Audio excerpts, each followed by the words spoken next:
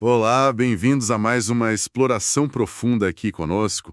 Hoje a gente vai mergulhar assim num momento, nossa, decisivo mesmo na história da igreja cristã, lá no comecinho. Sabe, um debate super intenso em Jerusalém que, olha, poderia ter mudado tudo para o cristianismo. A pergunta era quente. Os não-judeus, os gentios, que estavam abraçando a fé em Cristo, eles precisavam seguir a lei judaica. Precisavam da circuncisão para serem salvos? Essa era a questão? Uma questão fundamental, né? Que mexeu com as estruturas. Totalmente.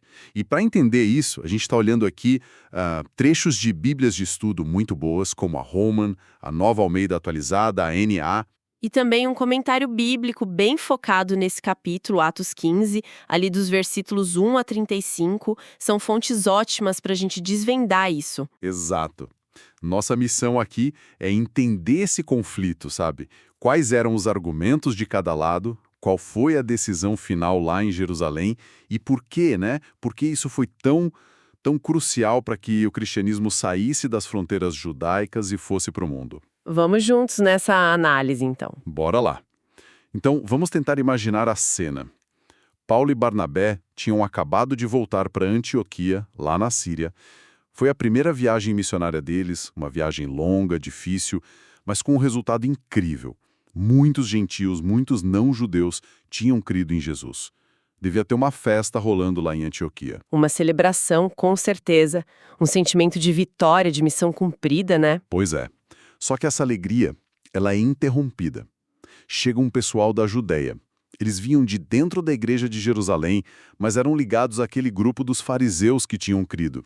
Aham, um grupo com uma visão bem específica. E eles chegam com uma mensagem que, nossa, caiu como uma bomba, dizendo para os gentios convertidos: olha, se vocês não se circuncidarem, como Moisés mandou, vocês não podem ser salvos. Pronto. Imagina o impacto disso. O texto de Atos fala que gerou uma discussão e contenda não pequena. Não foi uma conversinha, foi briga mesmo. Com certeza. E é importante entender o lado desse grupo, que a gente costuma chamar de judaizantes, não era maldade pura, sabe? Eles tinham uma convicção muito forte, muito arraigada. Para eles, o cristianismo era o quê? O cumprimento do judaísmo. Não uma coisa nova, separada. Faz sentido, olhando pela ótica deles. Sim, a base era, tipo assim, a aliança de Deus com Abraão, lá em Gênesis 17, né? Selada pela circuncisão. Como alguém podia pertencer ao povo de Deus sem esse sinal? Era impensável para eles. Era mais do que só o ritual em si, né? Tinha mais coisa por trás. Tinha. Tinha sim. Havia um medo, talvez até sincero, de que, se abandonassem a lei de Moisés, toda aquela estrutura de leis, rituais, mandamentos, estariam desprezando a palavra de Deus. E isso podia levar, eles pensavam, a uma bagunça moral, sabe? Principalmente com gentios vindo de culturas pagãs, com outros costumes. Entendo, e o comentário que a gente viu também fala de um medo de perder a identidade, né? A igreja era majoritariamente judaica até ali. Exatamente. A entrada de muitos gentios podia, na visão deles, diluir essa identidade judaica. Então, a salvação para eles era fé em Cristo, sim, mas mais a obediência à lei. As duas coisas juntas. E aí que o Paulo surta, né? Não no mau sentido, mas ele vê isso como um ataque direto ao que ele pregava. Totalmente. Ele vai escrever sobre isso depois, com fogo, lá em Gálatas. A lógica dele era: peraí, se a salvação depende de eu fazer coisas da lei, tipo a circuncisão, então para que Cristo morreu na cruz? Exato. A morte de Cristo perderia o valor central, né? Exatamente. Isso limitaria o evangelho, que Paulo via como algo para todo mundo, só pela fé. Senão, o cristianismo ia virar só mais uma seita judaica fechadinha. A tensão devia estar no ar assim, dava para cortar com faca. Nossa, com certeza. E a solução que eles acharam foi sensata. Vamos levar essa questão para quem pode decidir, para os apóstolos e presbíteros lá em Jerusalém, na Igreja Mãe. Mandaram então Paulo, Barnabé e mais alguns para lá. Sim, e tem um detalhe interessante que Atos conta. Na viagem, passando pela Fenícia e por Samaria, eles vão contando da conversão dos gentios. E o pessoal lá fica super feliz. Grande alegria, diz o texto. Ah, então mostra que nem todo mundo pensava como os judaizantes, né? Exato. Já havia uma aceitação maior em outros lugares. Bom, chegaram em Jerusalém, aí a coisa fica séria. A liderança toda reunida, apóstolos, presbíteros. A questão é colocada na mesa de novo e a discussão que começou em Antioquia reacende lá. Sim, e aquele grupo dos fariseus que tinham crido, mencionado em Atos 15, verso 5, eles batem o pé. Tem que circuncidar os gentios, sim, e mandar eles guardar a lei de Moisés. O clima deve ter pesado de novo. Muita discussão, o texto diz.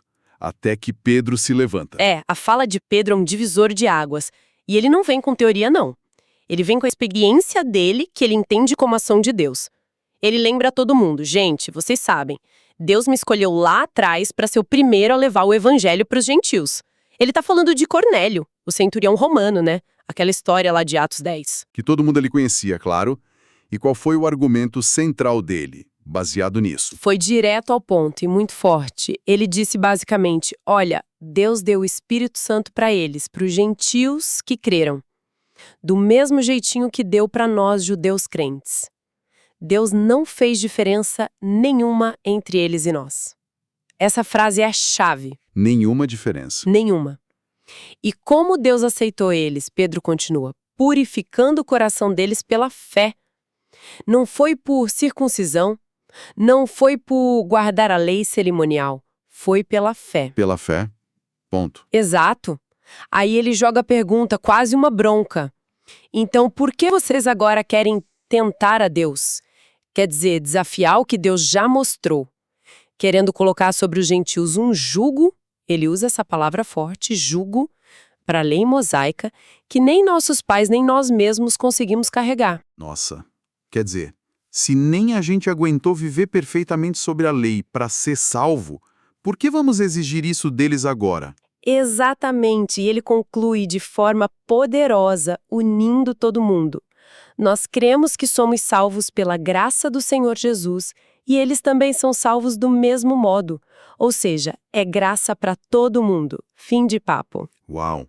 O texto diz que depois que Pedro falou, a multidão toda se calou. Deu para sentir o peso, né? Silêncio total. O argumento foi demolidor. Aí, nesse silêncio, entram Barnabé e Paulo. Mas eles fazem diferente, né? Muito diferente e bem estratégico. Eles não vão repetir a teologia do Pedro. Eles começam a contar as maravilhas, os sinais, os prodígios que Deus tinha feito através deles no meio dos gentios. Ah, eles mostram a coisa acontecendo na prática. Exato. O argumento não é falado, é mostrado. Olhem o que Deus fez. Deus estava agindo, curando, convertendo, derramando poder entre os gentios, sem exigir circuncisão, sem exigir a lei. Era a prova viva. A ação de Deus era o selo de aprovação. Era a validação divina da missão e da aceitação dos gentios pela fé. Tipo, os fatos falam por si, gente. Então tivemos Pedro, com a base teórica e a experiência inicial. E Paulo e Barnabé, com a prova da ação contínua de Deus. E aí, entra Tiago. A fala dele era muito esperada, né? Crucial. Tiago era o cara em Jerusalém. Provavelmente o meio-irmão de Jesus, o líder respeitadíssimo da igreja local. E, como as fontes destacam, ele era conhecido por ser muito piedoso, muito ligado às tradições judaicas. Se tinha alguém ali que podia entender ou simpatizar com os judaizantes, era ele. Então a opinião dele ia pesar muito, principalmente para os mais conservadores. Com certeza. E o que ele faz é de uma sabedoria incrível. Primeiro, ele valida o Pedro. Ele chama Pedro de Simeão, o nome aramaico, mostrando respeito. E concorda, Simão contou como Deus, desde o princípio, visitou os gentios para formar dentre eles um povo pro seu nome. Ou seja, ele aceita o relato da experiência. Ok, ele concorda com o que aconteceu. Mas aí vem a jogada de mestre. Ele conecta isso com a escritura. Ele cita o profeta Amós, capítulo 9, a passagem que fala da restauração da tenda caída de Davi. E um detalhe fascinante que as Bíblias bíblias de estudo apontam é que ele cita uma versão, provavelmente a Septuaginta, a tradução grega, que diz que essa restauração é para que o restante da humanidade busque o Senhor e todos os gentios sobre os quais o meu nome foi invocado. Ah, então ele está dizendo, gente, isso que Pedro viu, isso que Paulo e Barnabé viveram, não é novidade, não é desvio, já estava previsto aqui, ó, nas nossas escrituras. Exatamente. Ele mostra que a inclusão dos gentios fazia parte do plano de Deus desde sempre, que não era uma ameaça, era cumprimento de promessa. Isso desarma a oposição. Esse argumento, usando a própria escritura deles para justificar a inclusão. Perfeito. E com essa base dupla, experiência validada e escritura interpretada, ele faz a proposta prática. Por isso, julgo que não devemos perturbar esses gentios que estão se convertendo a Deus. Basicamente, não vamos colocar o fardo da lei cerimonial neles para serem salvos. Mas ele não parou aí, né? Ele sugeriu umas orientações práticas, digamos assim. Sim, e aí entra a busca pela harmonia na convivência. Ele diz, ok, não vamos sobrecarregar, mas vamos pedir para eles evitarem algumas coisas específicas. São 4 pontos. Quais eram mesmo? Primeiro, se abster das contaminações dos ídolos, basicamente. Comida sacrificada a ídolos. Segundo, da imoralidade sexual, a palavra grega é porneia, bem abrangente. Certo. Terceiro, da carne de animais sufocados, que não tiveram sangue drenado direito. E quarto, do sangue em si, consumir sangue. Essa lista parece meio misturada, né? Tem coisa de comida, tem coisa de moral sexual. Qual era a lógica disso tudo? Eram condições para a salvação, afinal? Não, de jeito nenhum. Isso é super importante. Não eram condições para a salvação. A lógica era outra. Tinha a ver com 2 coisas. Facilitar a convivência entre judeus e gentios na mesma igreja e reforçar a santidade moral básica. Entendi. Vamos ver as comidas primeiro. Ídolos, carne sufocada, sangue. Porque essas 3 coisas eram, assim, muito ofensivas para a sensibilidade judaica baseadas na lei de Moisés, lá em Levítico, por exemplo. Eram coisas comuns no mundo pagão, mas que um judeu achava horríveis. Tiago até meio que justifica isso no versículo 21, quando diz que Moisés tem em cada cidade quem o pregue, e ele é lido nas sinagogas todos os sábados, ou seja, os judeus da igreja conheciam e valorizavam essas leis. Ah, então pedir para os gentios evitarem isso era um jeito de facilitar a comunhão, comerem juntos sem causar problema? Exatamente. Era um gesto de amor, de respeito mútuo. O comentário chama isso de lei da caridade, para poderem ter refeições juntos, que era algo central na igreja, sem criar barreiras desnecessárias, sem escandalizar os irmãos judeus. Faz sentido. E a questão da imoralidade sexual, a porneia? Essa parece diferente. É diferente porque não é cultural ou cerimonial, é moral. É um padrão de Deus para todo mundo. Por que colocar aqui? Talvez como uma Bíblia de estudo sugere, porque era muito comum na cultura da época, às vezes até ligada a rituais pagãos. Ah, então era para deixar bem claro para os novos convertidos, olha, vocês estão livres da lei cerimonial, mas não estão livres para viver na imoralidade que vocês deixaram para trás. Perfeito? Era uma afirmação do que o comentário chama de lei da santidade. Então, liberdade sim, mas com responsabilidade moral. Então, resumindo, essas 4 coisas necessárias, como a carta depois chama, eram para boa convivência e para moralidade básica, mas não para ser salvo, é isso? Exatamente isso. E a carta oficial que eles mandam depois é muito clara. Pareceu bem ao Espírito Santo e a nós não impor a vocês maior encargo algum, a não ser estas coisas necessárias. A grande vitória foi confirmar a salvação só pela graça através da fé. As recomendações eram para a vida em comunidade. Beleza. Então, chegaram a um acordo lá em Jerusalém com essa proposta do Tiago, que equilibrou tudo. Mas como garantir que essa decisão, que era delicada, chegasse lá em Antioquia do jeito certo, sem ninguém distorcer? Eles foram muito espertos, muito cuidadosos nisso. Não mandaram só o Paulo e o Barnabé de volta, porque eles eram parte da briga inicial, né? Verdade. Eles escolheram 2 caras de confiança lá de Jerusalém mesmo, Judas, Barsabás e Silas. O texto diz que eram homens principais entre os irmãos, gente de peso, eles foram junto. Para serem testemunhas, então? Testemunhas vivas, exatamente. E além deles, levaram uma carta oficial, um documento assinado, digamos assim, pelo concílio. Uma carta oficial. Isso dá um peso, hein? E o que dizia essa carta? O conteúdo tá lá em Atos 15, versos 23 a 29, e ela é muito bem escrita, muito estratégica. Ela faz algumas coisas. Primeiro, ela reconhece o problema. Olha, a gente soube que uns caras saíram daqui sem nossa autorização e perturbaram vocês. Ou seja, desautoriza na hora aqueles judaizantes. Eles não falavam por nós. Nossa, que alívio deve ter sido ouvir isso lá em Antioquia. Imagina. Segundo, a carta elogia e valida Paulo e Barnabé com força total. Chama eles de nossos amados Barnabé e Paulo, homens que arriscaram a vida pelo nome de nosso Senhor Jesus Cristo. Um apoio claro que minava qualquer fofoca contra eles. Boa. Que mais? Terceiro, diz que a decisão não foi só deles, mas guiada por Deus. Pareceu bem ao Espírito Santo e a nós. Isso dava uma autoridade espiritual muito grande para a decisão. O próprio Espírito Santo estava concordando. Era essa a convicção deles. E, por fim, a carta lista aquelas 4 abstenções necessárias que a gente já falou, deixando bem claro que se esperava dos gentios para manter a paz e a ordem. Comunicação perfeita, então. Carta oficial, mais delegados de confiança para explicar. E como foi a chegada disso tudo lá em Antioquia? A tensão acabou? Foi um sucesso total.